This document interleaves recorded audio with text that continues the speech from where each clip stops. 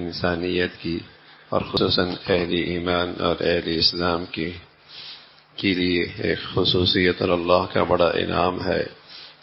لباس کے بارے میں بھی شریعت کی رہنمائی موجود ہے کہ شریعت میں لباس کے متعلق کیا ہدایات دی ہے۔ بے لباسی حیوانیت ہے اور لباس انسانیت کا، جسے کہیں کہ عزت اور احترام کا، جسے کہیں کہ علامت ہے۔ اللہ نے اس انسان کو عزت بخشی، احترام بخشا، اور اسے اللہ نے لباس کی نعمت عطا فرمائی ہے۔ انسان میں جس قدر انسانیت کی تر و تازگی ہوتی ہے وہ لباس کی طرف کھنچتا ہے، اور جس قدر اس کے اندر حیوانیت بڑھتی چلی جاتی ہے وہ بے لباس ہونے لگتا ہے اور وہ لباس سے کتراتا ہے۔ حضرت آدم علیہ السلام جب شیطان نے انہیں ورغلایا اور پھر جسم سے ان کا لباس ہٹنے لگا تو گوارا نہ ہوا، اور جلدی جلدی جنت کے ان درختوں کی طرف گئے جن کے پتے بہت بڑے تھے، اور ان کو توڑ کر اپنے جسم پہ چپکانے لگے۔ لباس یواری سوآتکم، وہ اس لیے کہ لباس انسانی فطرت کا تقاضا ہے، لباس انسانی فطرت کا تقاضا ہے، اور انسان جس قدر فطرت کے قریب ہوگا وہ لباس کو پسند کرے گا، اور جس قدر یہ انسان اپنی فطرت سے دور ہوتا چلا جائے گا اس کے لیے لباس بوجھ ہو جائے گا۔ آج دنیا میں بے لباسی کا دورہ ہے، اور عریانیت اور فحاشیت کا نام ہی جسے کہیں کہ ثقافت رکھا جا رہا ہے، اور اسی کا نام ترقی، اور ترقی کا اسے علامت بتلایا جا رہا۔ تو لباس کے بارے میں بھی شریعت نے ہدایت دی ہے، اور خصوصاً مسلمانوں کو شریعت نے ایسے لباس کی علامات بتائیں جس سے یہ ساری دنیا سے اس کا تشخص نمایاں ہو اور دور سے پتہ چلے یہ مسلمان ہے، اور یہ شعار اس کا لباس میں بھی خاص طور پہ اس کی ہدایات موجود ہیں نا۔ دیکھیے شریعت نے تو اس کا خیال رکھا ہے، اللہ کے نبی صلی اللہ علیہ وسلم نے، کہ عبادت کے اندر بھی کسی غیر قوم کی مشابہت اسلام پسند نہیں کرتا۔ رسول اللہ صلی اللہ علیہ وسلم نے اسے پسند نہیں فرمایا۔ عبادت کے اندر بھی جیسے آپ تشریف لائے، پتہ چلا کہ مدینہ منورہ میں لوگ 10 محرم کو روزہ رکھتے ہیں، اور وجہ یہ بتاتے ہیں کہ حضرت موسیٰ علیہ السلام کو اس دن اللہ نے دشمن سے آزادی اور نجات دلائی، اور آپ کا دشمن مد مقابل جو تھا وہ غرق ہوا، تو اس شکرانے پر یہودی کہتے کہ ہم روزہ رکھتے ہیں۔ رسول اللہ صلی اللہ علیہ وسلم نے فرمایا کہ حضرت موسیٰ علیہ السلام سے ہمارا تعلق ان سے بھی زیادہ ہے، ہم بھی روزہ رکھیں گے، لیکن فرمایا ہم اس کے ساتھ ایک روزے کا اضافہ کریں گے، 9 کو رکھیں گے، 10 کو رکھیں گے، یا 10 کو رکھیں گے اور 11 کو رکھیں گے، اضافہ کریں گے تاکہ مشابہت عبادت کے اندر بھی نہ ہو۔ چہ جائے کہ معاشرت میں، لباس میں، رہن سہن میں، یہ اسلام اسے پسند نہیں کرتا۔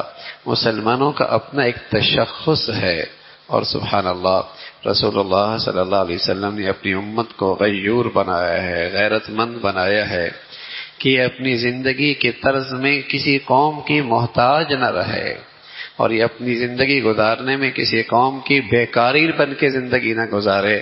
یہ خوددار قوم ہے، غیور قوم ہے، اور اس کے دامن میں وہ سب کچھ ہے جو زندگی میں ایک کامیاب انسان کی ضرورت ہے۔ تو اسی طرح لباس کے متعلق بھی شریعت نے ہدایات دی ہیں۔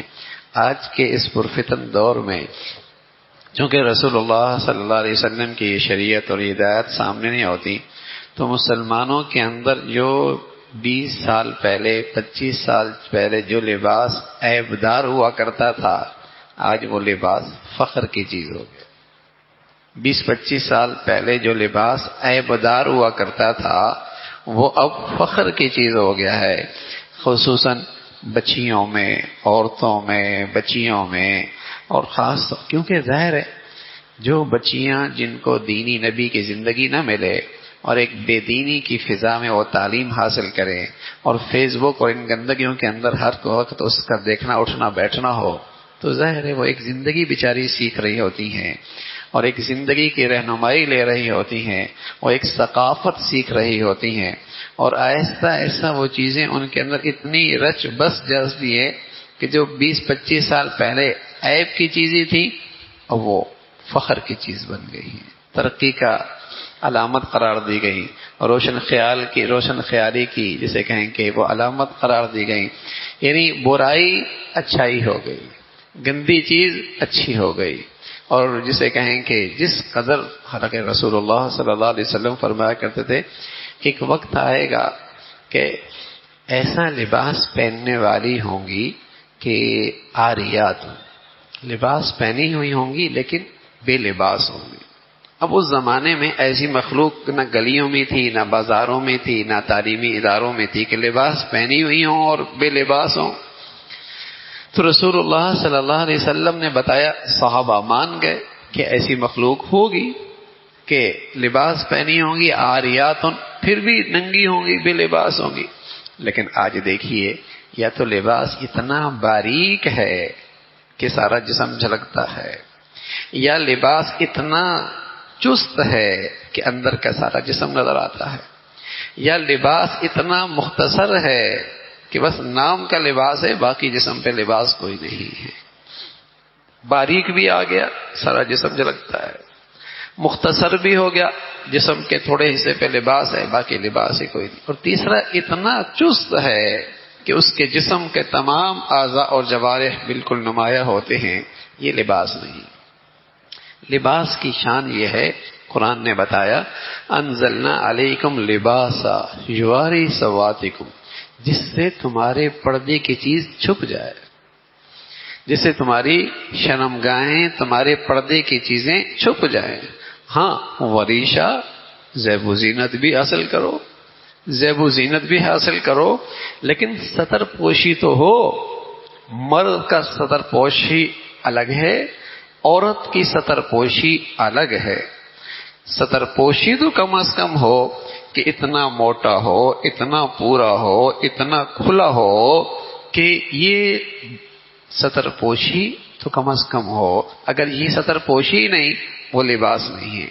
تو جو رسول اللہ صلی اللہ علیہ وسلم نے فرمایا عاریاتن، ہاں عاریات بے لباس ہوں گے، ممیلاتن مائلاتن رؤوسہن کأسنمۃ البخت لم یجدن ریح الجنہ وان ریحها لتوجد من مسیرۃ کذا وکذا، کہ وہ مائل ہو رہی ہوں گی، مائل کر رہی ہوں گی، ان کے سروں کے بال اونٹ کے کوہان کی طرح ہوں گے، اور وہ جنت کی ہوا اور خوشبو جو میلوں ہاں میل آ رہی ہوگی، ان بد نصیبوں کو وہ نصیب نہیں ہوگی۔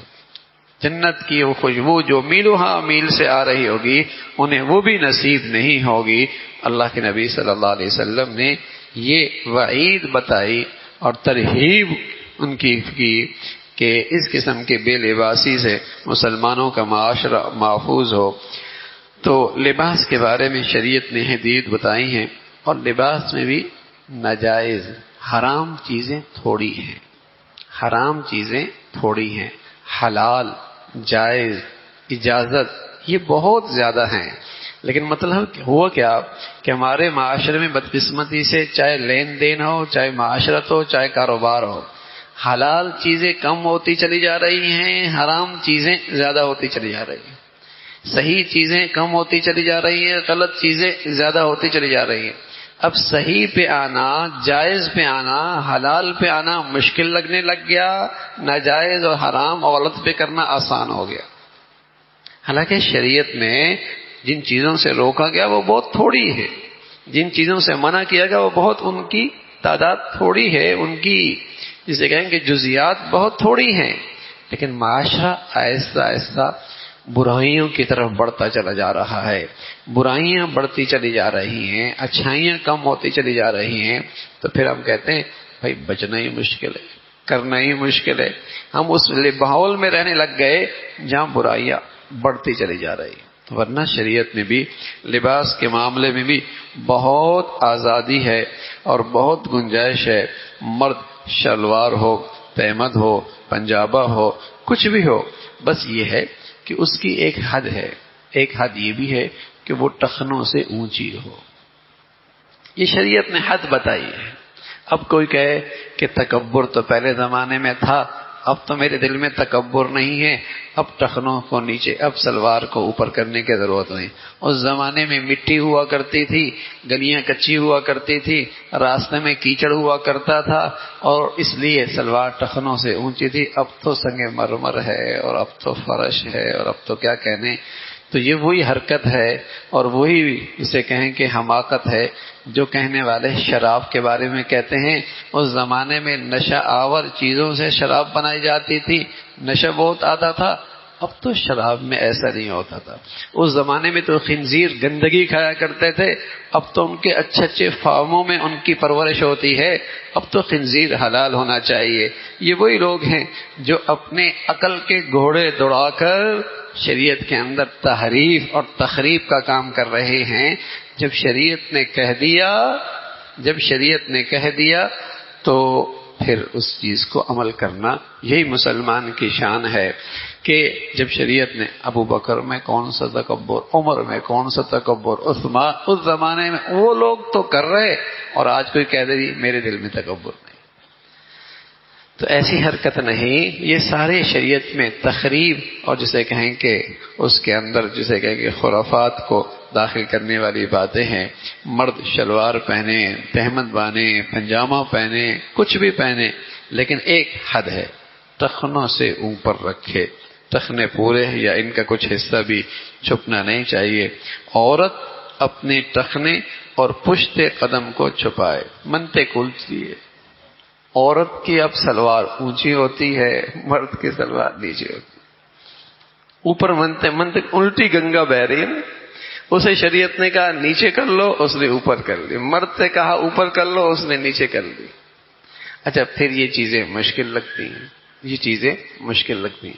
اگر اسکول، کالج، کسی دفتر میں ایک یونیفارم مقرر ہو اور کہا جی میاں ٹائی بھی پہننی ہے، یا یوں کہہ رہے میاں کلر بھی ٹائی کا یوں ہونا چاہیے، میاں پینٹ کی کلر بھی یہ ہونا چاہیے، شرٹ بھی یہ ہونی چاہیے، اور آپ کی کیپ بھی ایسی ہونی چاہیے، تو کیا کہتے ہیں؟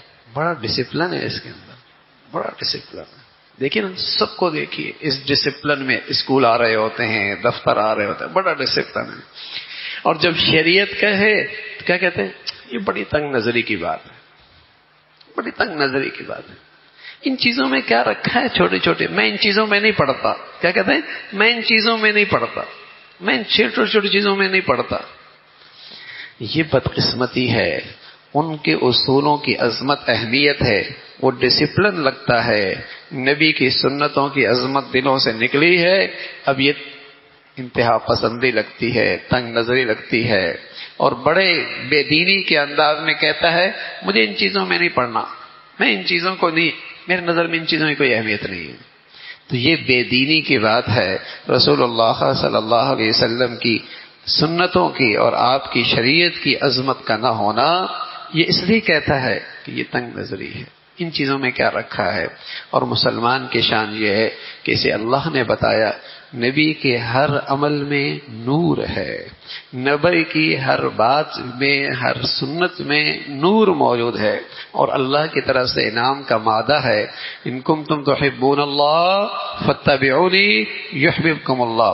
میرا محبوب مجھے محبوب ہے، اور جو میرے محبوب کی صورت، شکل، طرز اختیار کرے گا وہ میرا محبوب ہو جائے گا، وہ میرا محبوب ہو جائے گا. یحببکم اللہ، اور پھر اللہ تمہاری خطاؤں کو بھی معاف فرما دیں گے. تو رسول اللہ صلی اللہ علیہ وسلم نے شریعت کے معاملے میں بھی رہنمائی فرمائی، لباس کے معاملے میں بھی رہنمائی فرمائی ہے.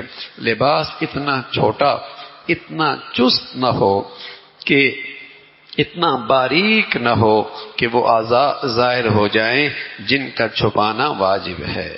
یہ بھی حد بتائی. لباس اس قدر چھوٹا، اس قدر باریک، اس قدر چست نہ ہو کہ وہ اعضاء ظاہر ہو جائے. پینٹ پہنتا ہے کھلی ہوتی ہے، ٹھیک ہے پہن سکتا ہے، جائز ہے، لیکن ایسی پہنتا ہے کہ بالکل جسم سے چپکی ہوئی ہے، یہ تو پہلے مردوں کے لیے عیب تھا، اب تو بچیاں پہن رہی، اب تو بچیاں پہن رہی ہیں اور کھلے عام پہن رہی ہیں۔ اور میں عرض کر رہا ہوں اتنی برائی عام ہو گئی، کوئی روکے؟ کیسی باتیں کر رہے ہو؟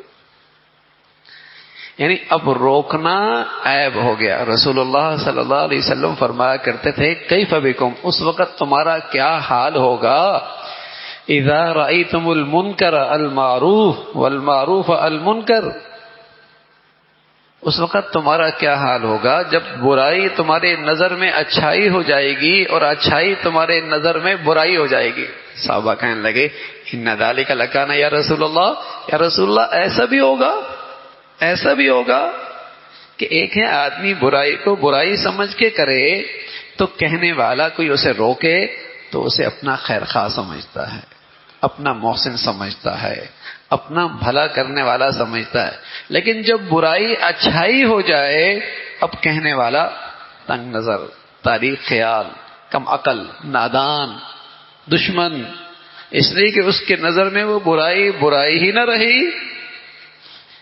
تو رسول اللہ صلی اللہ علیہ وسلم کی شریعت میں یہ رہنمائی فرمائی کہ لباس ہو کسی بھی رنگ کا ہو، موٹا ہو باریک ہو، لیکن اتنا باریک نہ ہو کہ لباس سے جسم جھلکنے لگے، اتنا چست نہ ہو کہ سارے اعضاء و جوارح نمایاں ہونے لگ جائیں، اتنا مختصر نہ ہو کہ جسم کے تھوڑے حصے پہ لباس ہے اور جن اعضاء کی ستر پوشی واجب ہے وہ کھلی ہوئی ہوں تو یہ پھر ناجائز ہو جائے گا۔ تو فرمایا لباس اتنا چھوٹا باریک چست نہ ہو کہ وہ اعضاء ظاہر ہو جائیں جن کا چھپانا واجب ہے۔ لباس میں کافروں فاسقوں کی نقالی اور مشابہت اختیار نہ کی جائے۔ نوجوان نا ویسے تو پگڑی نہیں پہنتا لیکن شادی کے دن پگڑی پہنتا ہے، وہ کون سی پگڑی ہوتی ہے؟ جو بیچارہ فلموں میں دیکھتا ہے، جو ڈراموں میں دیکھتا ہے، ہاں جو ڈراموں میں دیکھتا ہے، فلموں میں دیکھتا ہے۔ عام حالت میں تو ابا بھی کہتے ہیں بیٹے کیا کہہ رہا ہے، کیا پہن لیا آپ نے، کیا پہن لیا، لیکن اس دن پہنے گا، لیکن وہ کس کی نقالی میں پہنے گا، کس کی نقالی میں پہنے گا؟ اچھا عام دنوں میں اچھا خاصا لباس پہنا ہوتا ہے، جس دن شادی ہے ابا بھی کہتے ہیں بیٹے آپ تو پینٹ پہننا ہے، آج تو ٹائی بھی لگانی ہے، ورنہ آج تو شادی کا دن ہے نا۔ یعنی عزت کا لباس یہی ہے، آج تو معزز لگو نا ذرا۔ تو نقالی کرنا، فاسقوں فاجروں کے لباس پہننا، لباس میں کافروں اور فاسقوں کی نقالی مشابہت اختیار نہ کرے۔ مرد زنانہ لباس، عورتیں مردانہ لباس نہ پہنیں۔